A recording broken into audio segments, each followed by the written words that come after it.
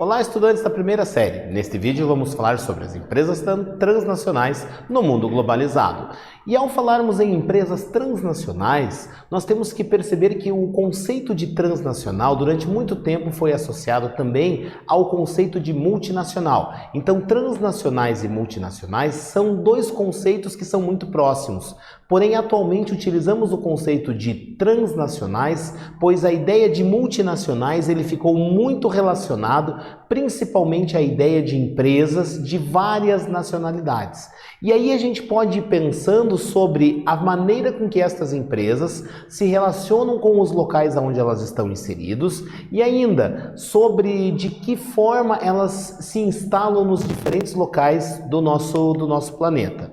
Aqui a gente consegue também perceber que estas empresas transnacionais são justamente aquelas empresas que se instalaram e estão instaladas em diferentes partes do planeta e que muitas vezes elas fragmentaram o seu processo produtivo.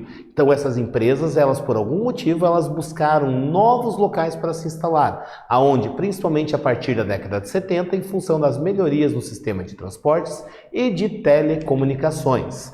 Aqui a gente consegue ver que multinacional e transnacionais, conforme já dito anteriormente, são conceitos que durante muito tempo foram utilizados como sinônimos, mas que o conceito adequado a ser utilizado é o conceito de transnacional.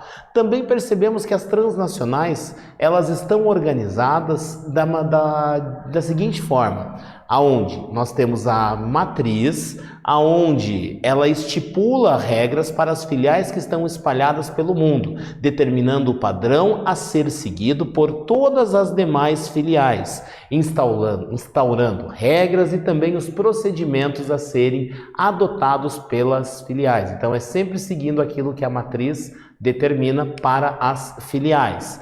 E aonde que elas se instalam? Justamente em locais que lhes são convenientes, a partir de incentivos fiscais, doação de terrenos, ou ainda disponibilidade de matéria-prima, mão de obra mais barata, isenção de impostos, uma legislação ambiental e trabalhista mais flexível, entre outros fatores que possam lhe ser mais atrativos, que façam com que elas acabem migrando os seus processos produtivos para estes países, que geralmente são os países que são em desenvolvimento, os países chamados também países com industrialização tardia. Aqui um destaque também para as 10 maiores empresas multinacionais que atuam no Brasil, onde nós temos Apple, Toyota, Samsung, Volkswagen, Johnson & Johnson, Microsoft, Walmart, Nestlé, P&G e também Facebook, empresas dos mais diferentes segmentos que vêm atuando no mercado brasileiro e que não são empresas nacionais, são essas transnacionais